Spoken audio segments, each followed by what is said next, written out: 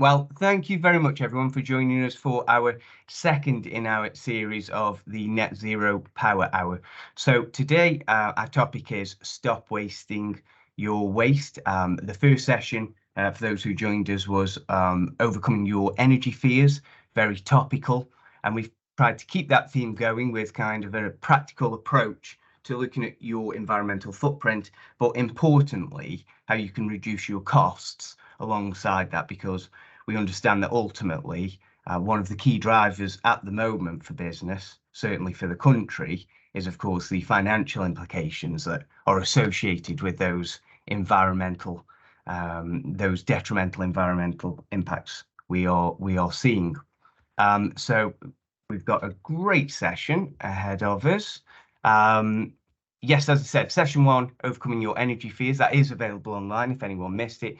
Really worth checking that out. It'll help you kind of empower you to understand your energy bills and see what you can do, the little steps you can do to actually save a great deal of money. We also have Carbon Cutting Heroes, which will be on the 16th of March. So if you just head over to the BBF Buckinghamshire Business First website, you can sign up there. We're going to celebrate really some of the success stories we've seen out of NetZero MK. And a reminder that NetZero MK is a programme that is funded by Milton Keynes City Council to do just this, really, to engage the business community and help them tackle their costs.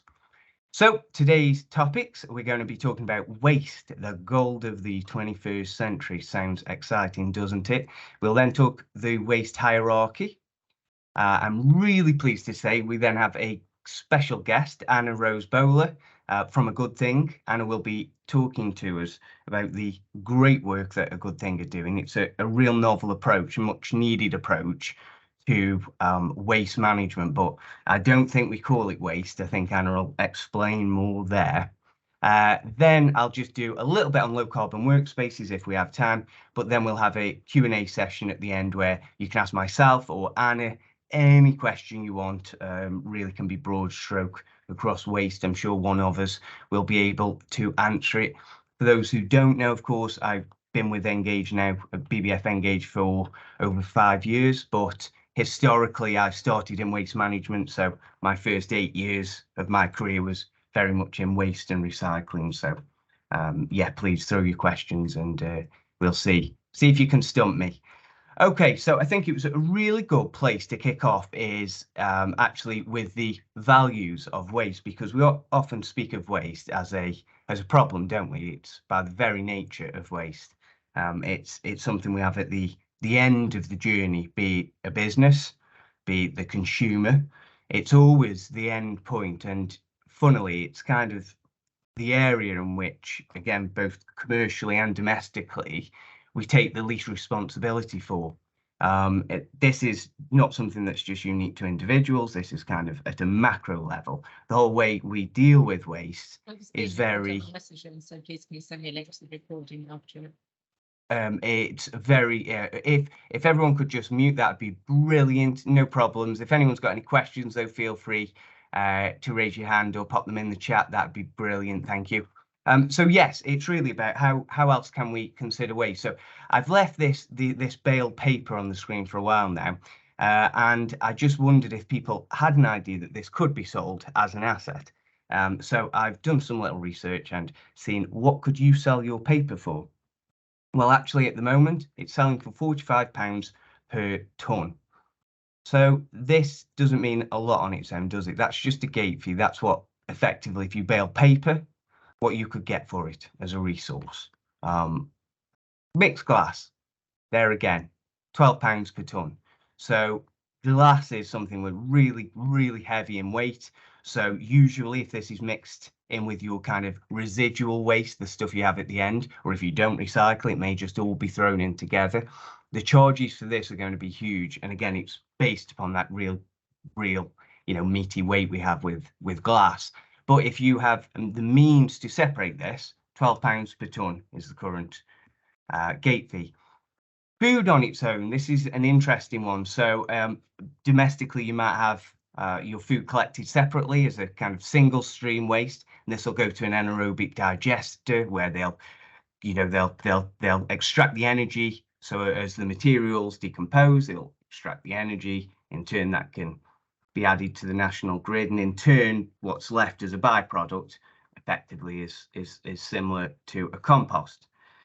Well, actually, we have a cost on food. If you're able to separate the food separately, it's £45 per tonne as a cost to you. So I appreciate now this, you're thinking, cracky, why has he put these 3 random waste streams on the page? Well, what we see here is an energy from waste plant. So this is where, this is actually Milton Keynes. So a lot of residual waste goes here, it's burnt, and from that energy is created. Of course, in that burning process, it has massive environmental impacts. But the real key thing here that I want to draw attention to is the gate fee. So the gate fee from energy from waste is £110 per tonne. So really, really high if you compare that to paper glass food even, which food having that cost of £45, it's still, you know, 2.5 times less perhaps than it would be to send it to energy from waste. And the real key that I'm wanting you to see here is actually, if you blend these materials above, which are assets or, you know, mitigated costs for the food, if you blend them, actually, it only is worth its lowest denominator, that being energy from waste or landfill. So effectively, that's, you know, you're going to be hit twice if you're not doing this, if you're not considering your waste streams. You may not realize it, but you will be paying the top rate for everything. So this is really a way that you can start to think, okay, how can we strip this down? What can we take out? What's convenient to take out? What has the less impact on our organization? I appreciate it's not as simple as having 50 waste streams on site in a big sorting facility. Really just to plant the seed of actually how much are we throwing. And last but not least, of course, is landfill. This is not in Milton Keynes. It is in the UK though, and I think the picture speaks for itself of the benefits of a landfill. And the cost there, £125 per tonne. So really, really excessive. Of course, when you're charged by your waste provider, you won't be charged in this way. It will all be a built-in cost. However, there are many waste companies out there with many different approaches to waste management and waste strategy. And there will be a solution out there that suits your business. It may be that your current waste provider does not provide that solution, but it really doesn't mean that it doesn't exist out there.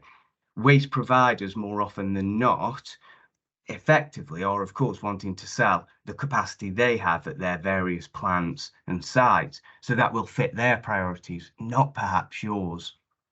So really, to reiterate there, some materials are an asset and some materials are a liability, but when you mix the two, it all becomes a liability. Really want that thought to set, because that effectively is the entire argument for a waste management strategy. So really worth thinking there. What waste do you have and how are you dealing with it? Many more materials have a value. It's not just those that have shown, or at least a mitigating cost, that being a cost lower than it would be to send it to energy from waste or landfill. So you've got a bunch on the screen there that you can see, different varying values. You'll notice I've got some waste types in red. Really interested in the chat. If anyone, it's not cost related, if anyone knows why I have highlighted them in red, I'm really hoping someone can get it. But one of my team is going to have to tell me if anyone's written in the chat, because I can't currently see it. So do we have any thoughts there?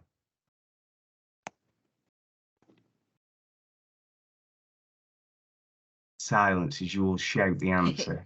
Emily says dangerous, toxic, potentially. Fantastic. Emily, you go top of the class.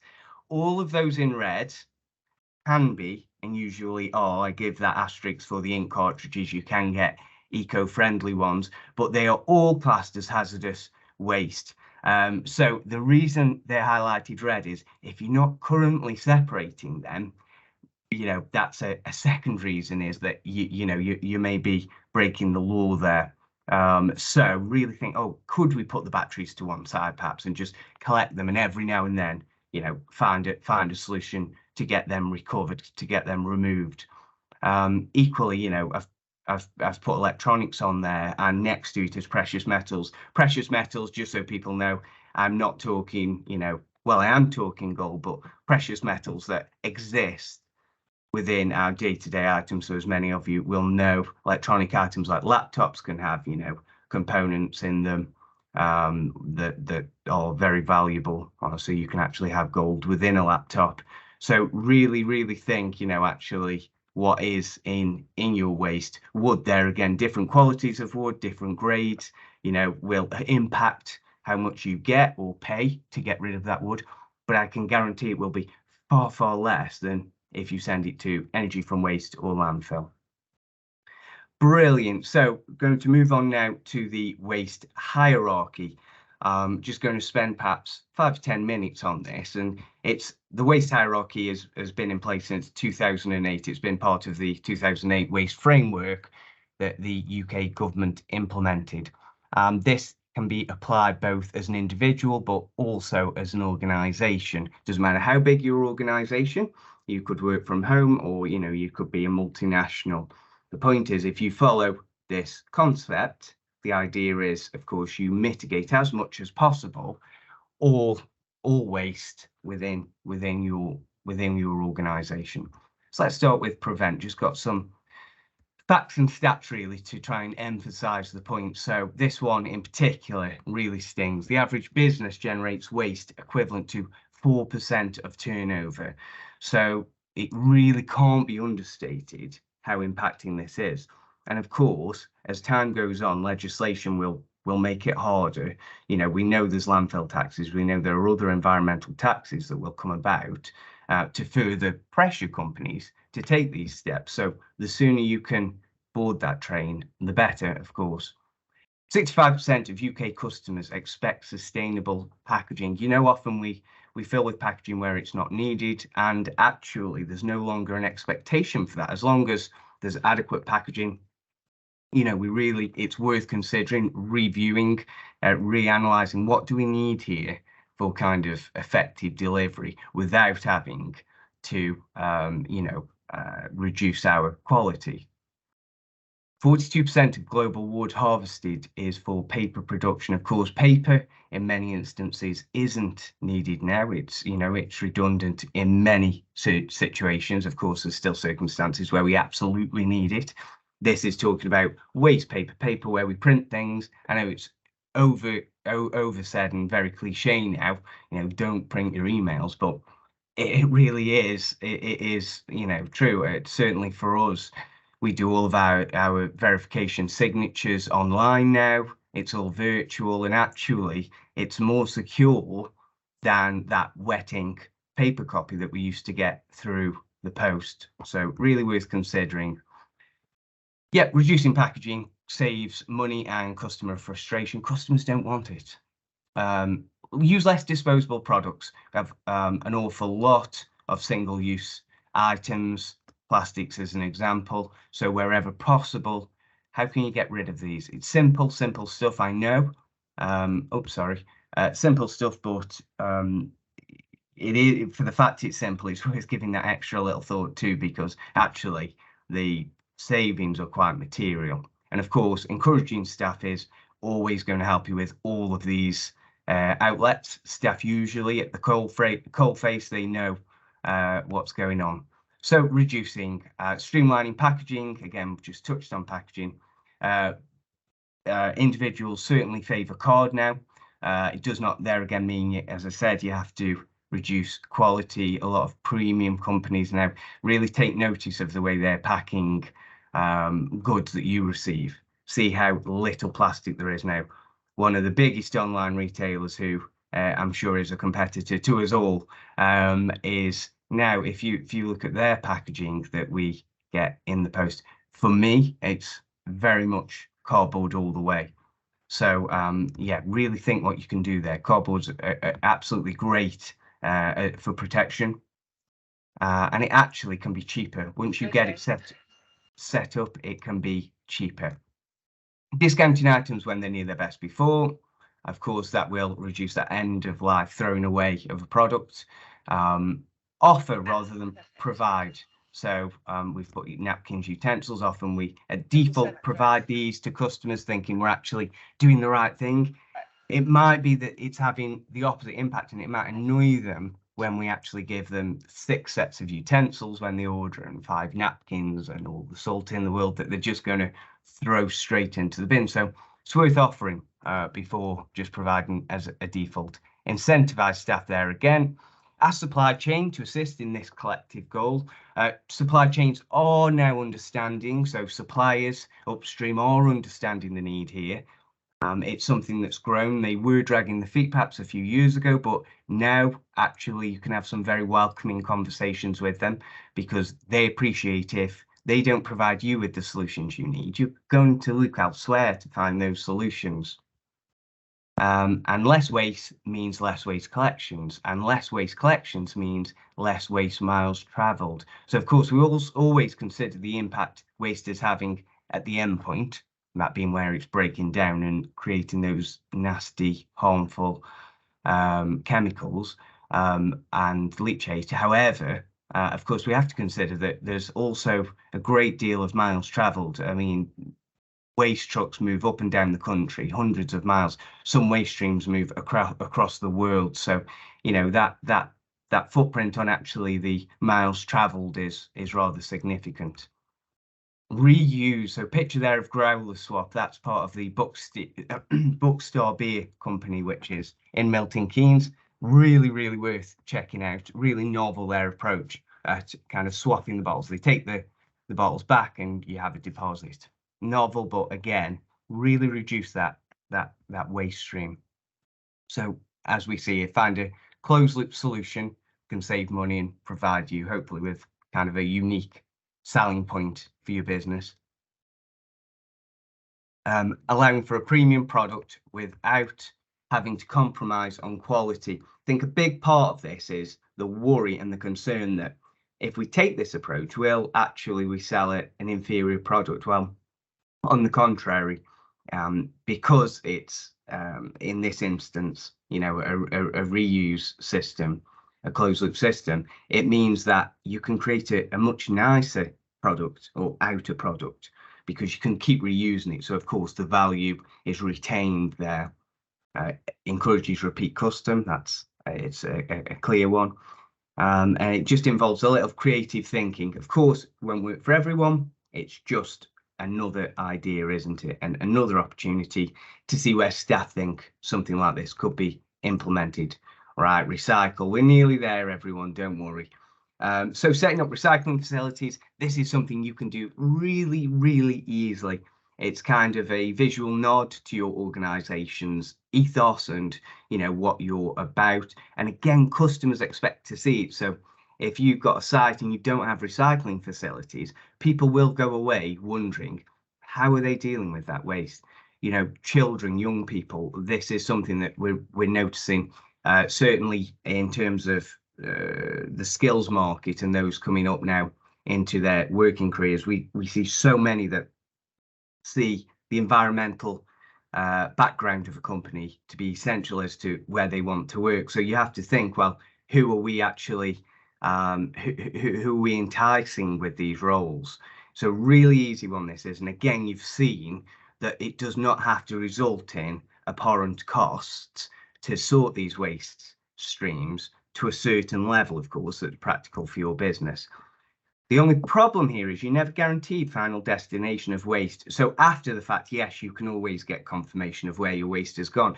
The problem is if you have recycling, you may intend for that to go to a recycling facility, but if there's contaminant in there, if it's mixed with other people's waste where there's a contaminant, whether there's a further issue at that recycling centre, the waste will get diverted, and often it will get diverted to landfill or energy from waste. So I am not by any means saying that recycling is not good and it's all burnt. That's not the case. However, we have all seen the David Attenborough documentaries. We know that these what we recycle isn't always going where we hope and feel it is. It's more economical, as I've said, than landfill and energy from waste. Energy from waste, by the way, is also called waste to energy. So if you hear me say either one, it's the same thing.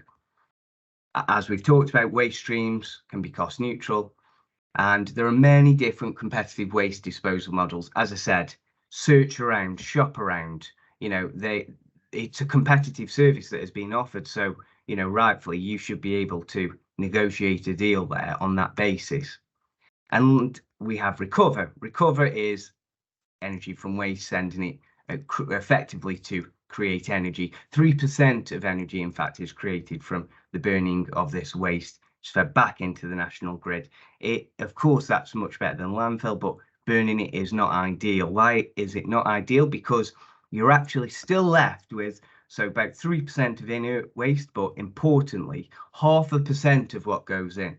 So if you think perhaps 200,000 tons goes into one of these plants, that is 1,000 tons that comes out of hazardous material.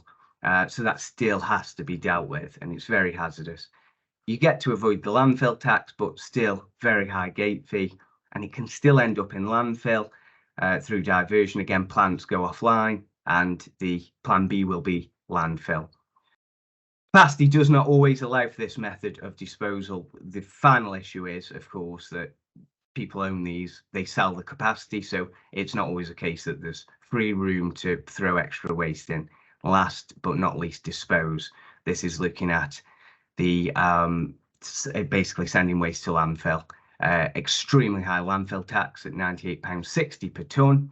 90 to 98% of the gas released these landfills is methane and carbon dioxide. For those who don't know, methane is 20 times plus more potent than carbon dioxide on the greenhouse effect. So really, really considerable.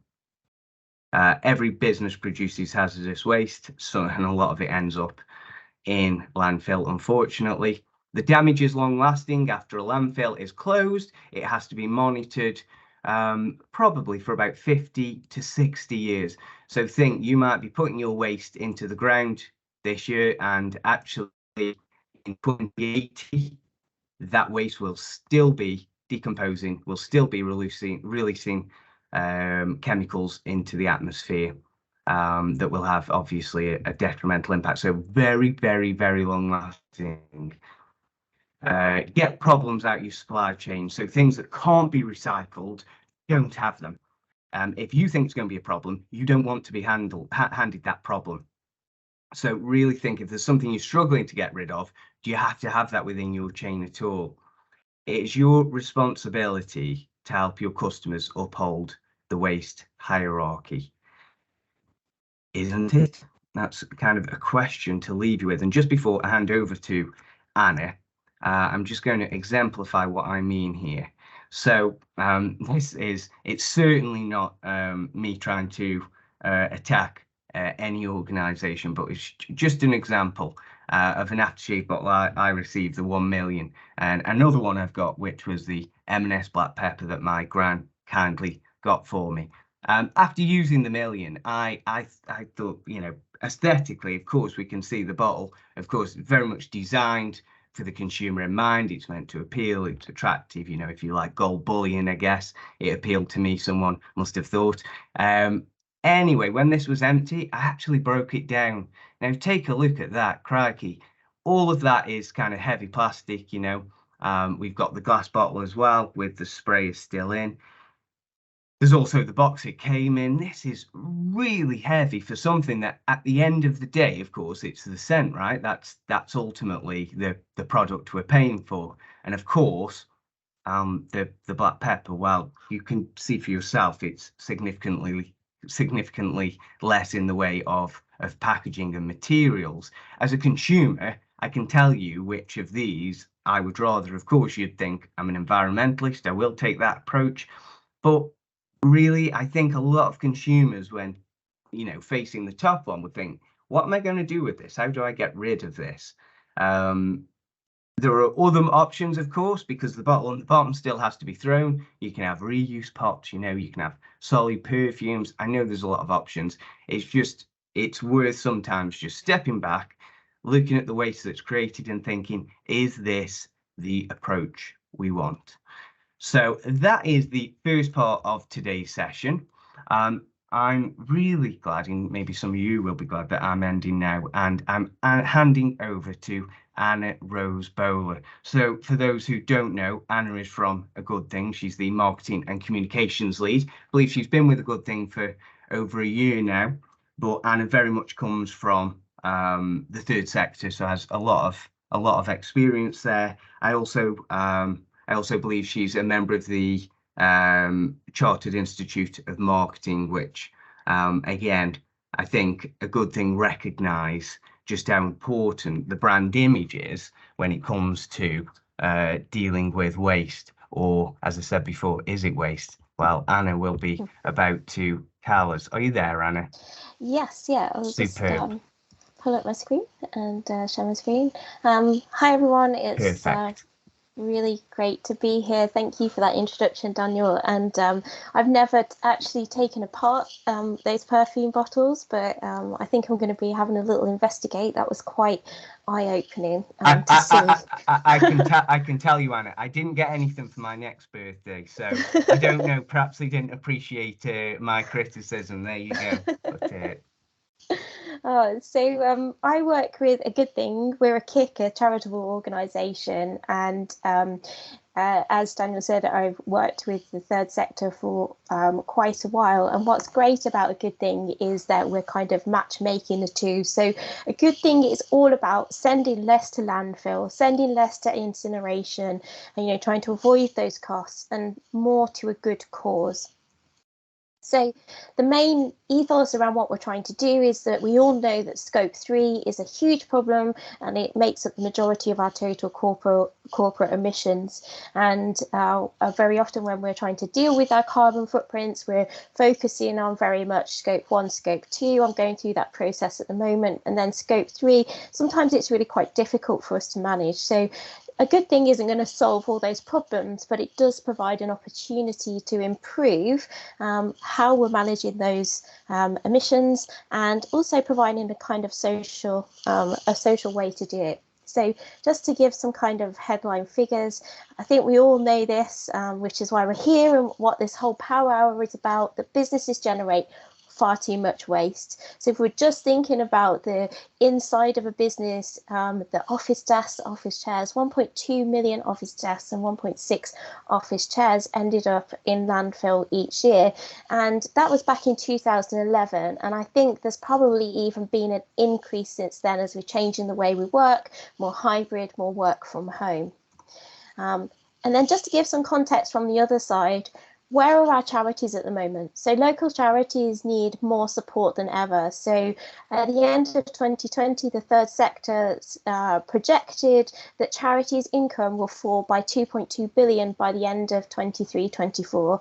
And that's because they're facing very much a perfect storm at the moment. They're coming out of COVID, where they might have had to shut what they were doing, reduce their operations, into a recession with the cost of living crisis. The cost of living crisis is very much increasing the demand for their services. So they're seeing an increase of demand, a decrease of money coming in.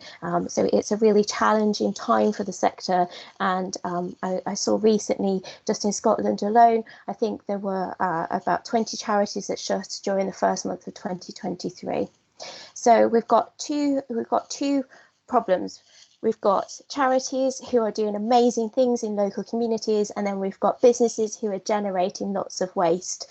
And so A Good Thing was conceived by Kathy and Richard, co-founders, back in 2020. They'd had the idea and they wanted to provide dating for waste. Okay, so getting the things that you don't need anymore in your business across to a charity. And it is very much before it becomes that waste, before it goes in the bin, before it goes into the skip, before it starts to make its way to landfill, thinking about what have I got here that is probably gathering dust in the corner, and we matchmake and provide a dating service for your waste. So how it works, it's app-based, it's a web app on the computer, and you can sign up, and very much like eBay or Airbnb, you list your items, you pop up a photograph, explain what it is, how many of them you might have, etc. And then that gets pinged out to the local businesses. So we match make local businesses and local charities. So we're operating all across the UK, but it's very much on a local level. So your surplus items only get shared with charities that are in a 25-mile radius. It's completely free for SMEs and charitable organisations to use. If you're thinking of listing, if you're having a massive office refit and you're thinking of listing around a skip load of stuff, then at that point there's a price point of £99, but it's significantly less than sending to landfill, as you've seen, and also having a positive impact on local charities. And it can literally be anything that you don't need any longer. You can move it into the sharing or circular economy. So just to give you a little sneak peek into the app, this is a little bit what it looks like. So you as the business create the offer, it gets sent to those local charities, the charities submit the request, and very often they'll tell you about the project that they're working on and how they're going to make use of that item and how the benefactors will have positive gains from this. The business, you then can select the charity, you exchange the detail, and then the charity will come and pick up the item. So it's all managed on this platform for you to see. All your offers come in, and you can see the charities, they've all got their profiles on there, so you can learn a little bit more about them too. Now, in terms of what do we list, so I started off this talking about how much office furniture waste goes into landfill, but I think what's really exciting about a good thing is that it can literally be anything. And I've got some things up on the screen here that I'll talk through, some case studies that you might have these things hanging around, and the gathering dust, they've gone into a cupboard. So the first one, we've got some big painted panels. They were actually inside a shop, so they were part of a shop display, and they took them down, and they're like, right, we want to make sure that this doesn't go to landfill, and they listed them, and they are now in a community garden. Another popular one is lanyards. So when you've had your event and you've had all your delegates come and you've got spare lanyards, they're really popular with charities as well, because very often if they've got volunteers working on site, it just helps them to click their card on. A really popular one, we had some sunflower seeds. Again, this was leftover event collateral, and a business had been running a sunflower competition and had lots of them left, and was like, well, I don't really know what I'm going to do with this. Listed them on a good thing. They were super popular. We had requests coming in for those within a couple of minutes. Used paint, it doesn't have to be brand new paint. So maybe you've been giving your office a little bit of a spruce up to encourage people to come back in. So all of these paint pots were all half empty, and they all went to a charity to enable them to create a community centre. Stationery, so we've got there lots of folders, bits of covers. It doesn't matter if it's pens or folders, paper, half open paper. It really makes a difference to the charity's bottom line. They just don't have to think about purchasing those things. The next one is a puppet. I think this is a bit more bespoke, and it did travel a little bit further, but there's a theatre in London that had got this big puppet that they created, and they're like, what are we going to do with this? It's quite bespoke, and if we take it down, there's a lot of wood waste here. So this made its way to a charity in Scotland, a theatre charity. We've got perfume samples. A business had created, was testing out new lines, and they had over 50 of these different samples. They went off to a charity. Some of them were sold to enable within a charity shop, and some of them were put in thank you gift bags at Christmas time. We've got plates on there as well, but even more things to go through. Notepads, again, you've had your event or you've got some branded items, they're really popular. We've got here a leaflet stand that was part of a big kind of tourist information centre that's gone into citizens' advice. And then we've got bamboo poles. These guys have had a big journey. So they started off in Asia as scaffolding. They came over here and were part of an art installation, and then they were taken down. And again, it's the same business that had got the painted panels. Like, what are we going to do with these? Because, they really shouldn't be going to landfill, and they're in a community garden. And then we've got envelopes. This is a quite favourite story of mine. I met a business and they were like, oh yeah, we want to go and give it a try.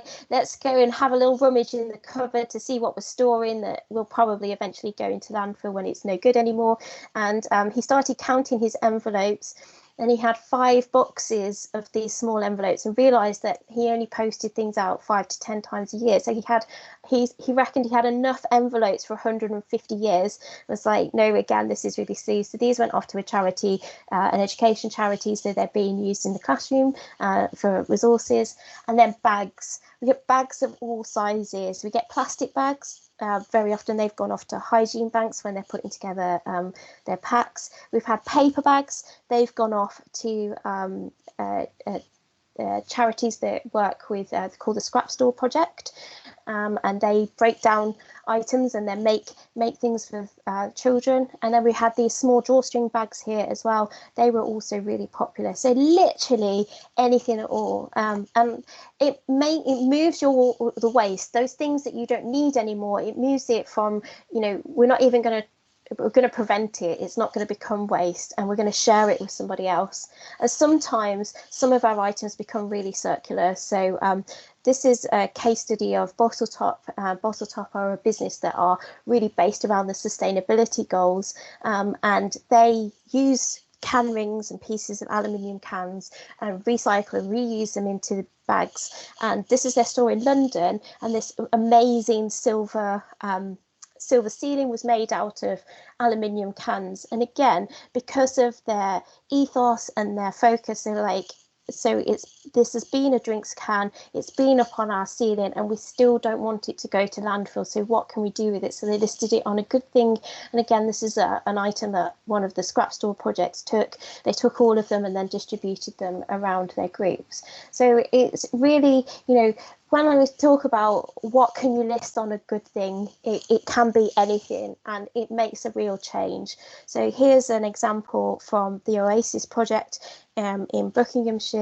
And because, as I said, charities are in such demand at the moment and the services that they're providing, so they've been gifted this huge space to enable them to expand. But then we're like, wow, it's such a big space. How are we actually going to, we don't have any extra money all of a sudden to be creating a community space. So using a good thing, they've sourced lots of different items. We've got sofas, the carpet tiles, artwork, and it's regenerated this whole space. So it's making those things that you don't want, preventing them going in the bin, can make a real change for local charities.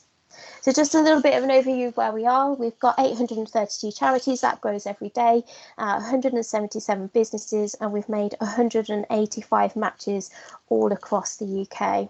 And so what does that mean? We've in terms of, preventing waste. So we've stopped 34.37 tonnes of waste roughly from going to landfill. But I think it's this bottom line for the charities, about over £64,000 of charity spend has been saved just by listing something that you no longer need that will probably eventually end up in landfill. So just a little bit of an overview of where we're operating. You can see that we're operating all across the UK. Very much Kathy and Richard founded in Berkshire, and it's grown upwards and across from there, and you can just see that there. So I wanted to give you a challenge today, because we're, it's the Power Hour. We want to do something together collectively as a group with NetZero MK. I'd like to challenge you all, just like my friend did, who went back into his business and looked at his envelope usage and decided that unfortunately he wouldn't need 150 years worth of envelopes himself. Just go have a look around, see if there's anything that you've got that will probably make its way into a bin, will probably be recycled at something that you could list from your organisation this week and make a difference to a local charity. Thank you.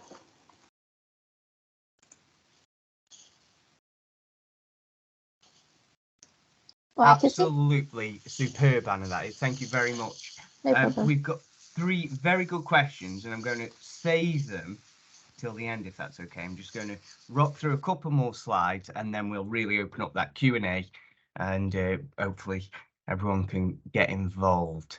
But that was really interesting. Thank you very much, Hannah. Really appreciated it. Great. Okie doke. So I'm not going to spend long at all on this. Just a reminder to all businesses in Milton Keynes, but also the surrounding areas, including Buckinghamshire, we do operate the Low Carbon Workspaces Fund. So currently we're providing about 45% of the funds towards capital expenditure, which reduces emissions. So if you want solar, and the solar is £10,000, we can give you £4,500 towards it. What I would say is the money is drying up, and once this money goes, this is the end of kind of European regional development funding. So if you are wanting this funding, get it now, because it will not exist in the future, so sadly. So get in touch with us with regards to that. We have a lot of resources online as well at lowcarbonworkspaces.co.uk, where you can kind of be inspired with different ideas to upgrade. And then on the net zero, we've also got, NetZero MK. We, as part of the programme, have vouchers to help businesses reduce their emissions. I believe Mike is on the line. Are you with us, Mike? Yep, I'm here. Just to let everybody know that we're giving out £250 vouchers towards small projects that will help reduce your energy costs. They can be a small infrared heater, a smart thermostat, or some LED lighting, but it can go towards pretty much anything that will help reduce your energy bills. I've just put my email address in the chat. If you find me over your email address, I'll send you over the application form. Thanks very much, Mike. I would say to this is specifically businesses in Milton Keynes, but if you are in Milton Keynes, this really, really is a no-brainer. You can just get yourself, if you want to, infrared panel to, just have on, so you don't have to have the main, your central heating on, you can. If you want some LEDs, you can. Smart thermostat, efficient printer, let us know, and chances are we'll support it. I've put 10 more have been released. Actually, 3 have been gobbled up, I believe, so we still now have 7, but as Mike said, if you're interested, get in touch with him today, drop him a message later today, and Mike will certainly get you through that pretty pronto. So thank you very much for the first 2 parts of this event. The third is going to be our little Q&A, which we'll start now, but for anyone else interested, please head over to NetZero MK. My LinkedIn is there as well. Super. Okay then. So I could see we had a flurry of questions, Anna, and I think they were all aimed at you. So you were. I don't think it's disputed who was the most interesting out of the 2 today. It was you. So you can get all the questions. So we've had a phenomenal question from Jez. Yeah, he said, do the recipients have to be charities, or can they be schools or community organisations that aren't registered charities? So do they have to be on the charity commission here, or can they be, doing social good as well? Yeah, so we don't, if there's no registration with HMRC, because of the relationship with the businesses, we don't accept them. Having said that, schools, yes, we do, because all schools have got PTAs, or PTAs are registered as charities, so they're able to join. And I've just actually this morning released a relatively local case study of an Oxfordshire school that received some items. And then any small community organisations, most of them are registered in some way, because they want to be able to benefit from organisations like a good thing. So yeah, we're a kick ourselves, so we try to be as accessible as possible. I think it would be worth it, wouldn't it, Anna? If anyone thinks they're in a grey area there, just reach out, and you'll be able to tell them the answer, really, if they would be eligible or not to sign up. But I certainly know that you, as you said, you're quite broad, and you try and take on as much as possible there, don't you? So thank you, Jez, for the question. Next question we have is from James Eddy, and he said, we have a big problem with fabric offcuts that have been treated with fire retardants. Would there be a use for these, do you think, Hannah? Again, I think we probably have to have a discussion offline about what's actually being used. what kind of material it is, but generally we do find that charitable organisations, there's lots of different people doing things that may be able to use them. So James, I would 100% encourage you to reach out and we can have a conversation about them and find out a little bit more.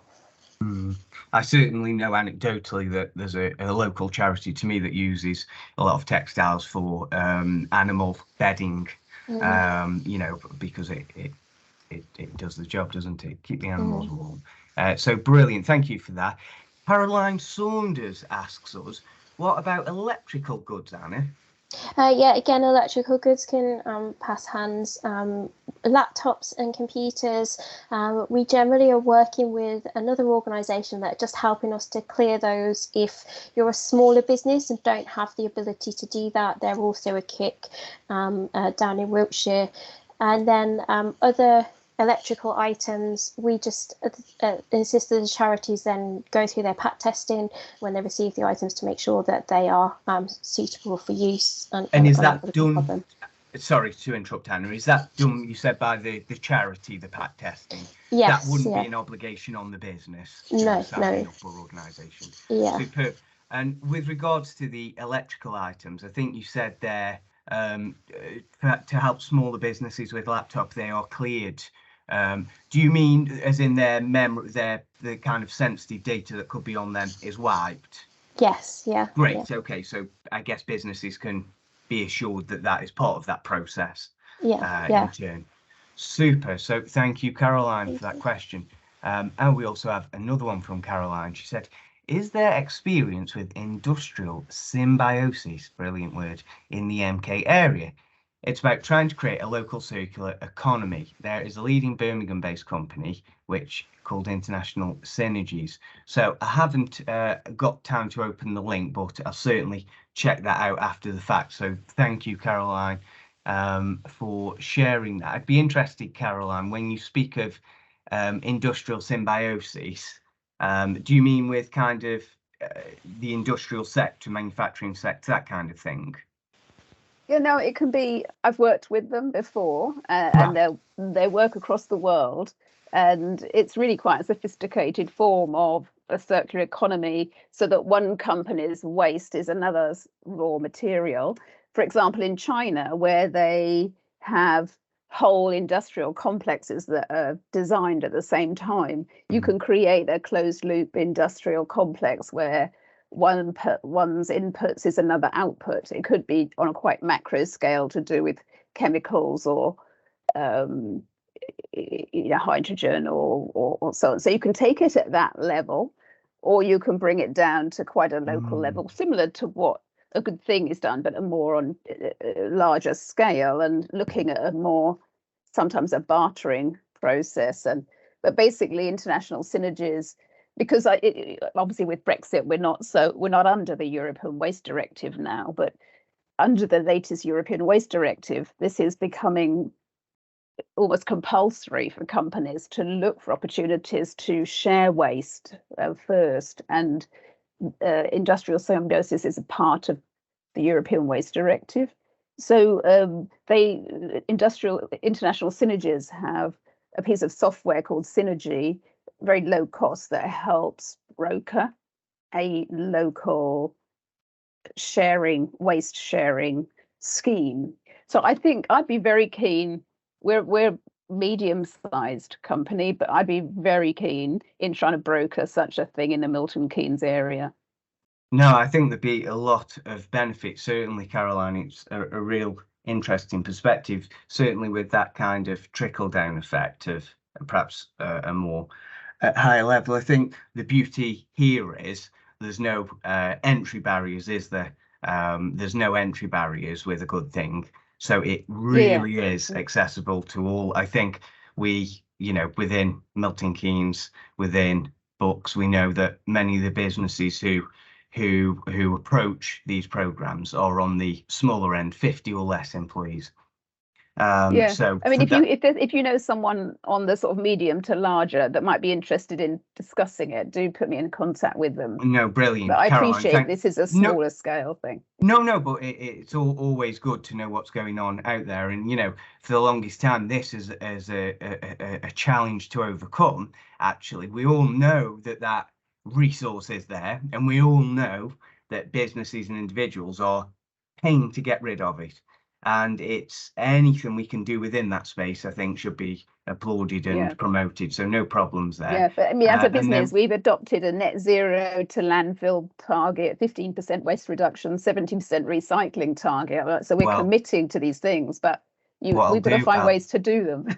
Give you the applause there, Caroline. That is absolutely fantastic.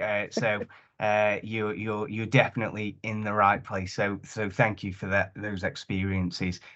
We also have another message from Lucinda, who asks, really need to find a place to send my hard plastic locally.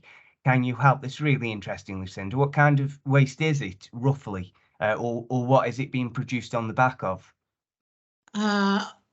I've got stuff like electric fence posts, which are a bit of a problem because they've got metal in them. Some of them are just pure plastic. Old hard plastic containers, feed containers. Right, okay. I've got a stable full of hard plastic, and when I get a skip, I say, do you recycle the hard plastic? And they say, honestly, no, we don't. Yes, it's difficult. I know somewhere in Northamptonshire where farmers go and they clean it and everything. You have to send it in there quite clean. We've got things like bits of old drain pipe. There's just generally quite a lot of hard plastic.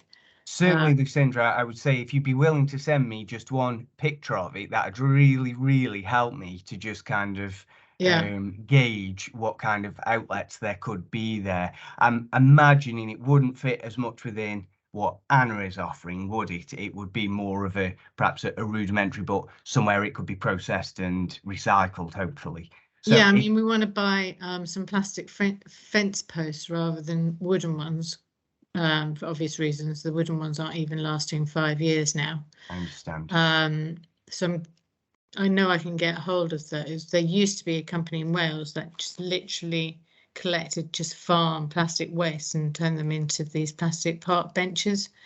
But then when China stopped taking our plastic bales, they just kind of got inundated with too much plastic, and they couldn't process it, so they had to close. Because it's a really, really good point, and it kind of harps back to the fact that when we recycle, this is actually part of the problem, that there's always that little asterisk of, is it going to where I anticipate? And I hope it will go, because quite often, or rather on too many occasions, it hasn't. So if you'd be willing to share a photo, I definitely can speak to a couple of people and see if we could find an outlet there. I just think it'd be quite interesting to be able to get all this hard plastic and then actually make something from it that could go back into, like in farming, a lot of farmers want to start using these plastic fence posts. No, let's look into that. If you share that picture, Anna, have you got anything to add there? I came across, I went to the Better Business Network at the start of the year, and I came across a company that was creating 3D printers that can feed any plastic into, and then you can set it to create the items that you're looking for, and they're being trialled in the NHS as well across Manchester. Someone asked me for his contact the other day, and I'll have to search for it.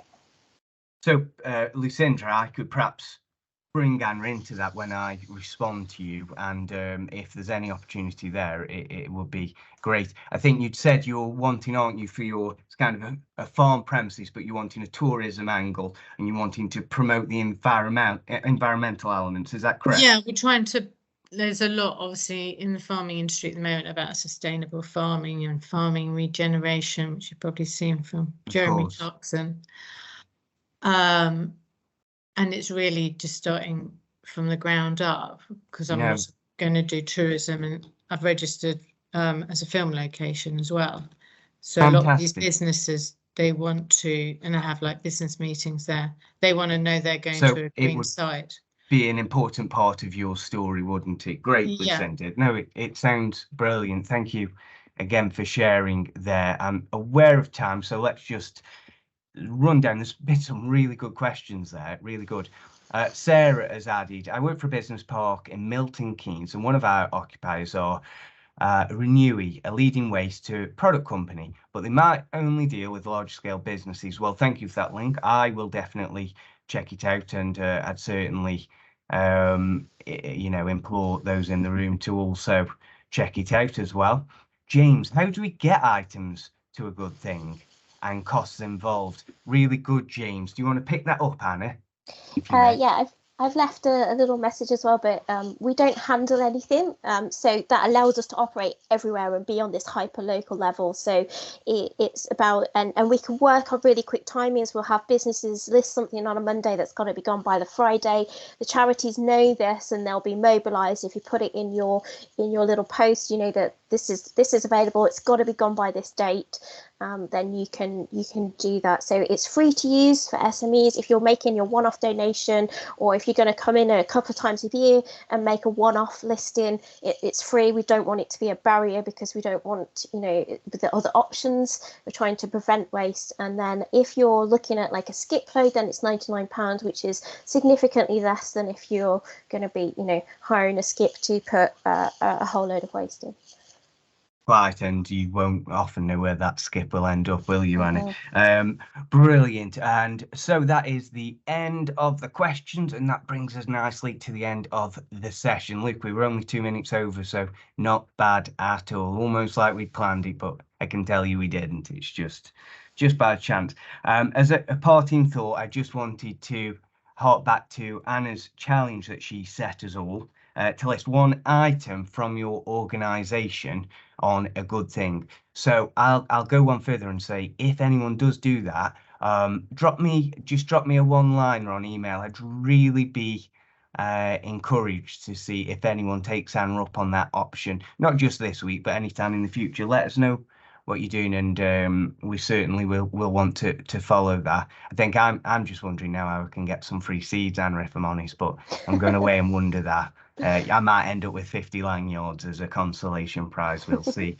Anna, thank you so much for joining us. We've really appreciated having you here. And to everyone else in the room, thank you so much for giving us an hour of your time. We know how busy you are at the moment.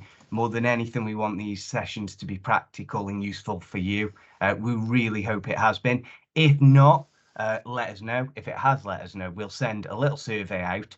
Really, whether it's praise or grumbles, we really value them. No matter what it is, it just helps make sure that we're delivering to you, the businesses and organisations in MK and the surrounding areas, with the kind of things you're looking for out of us.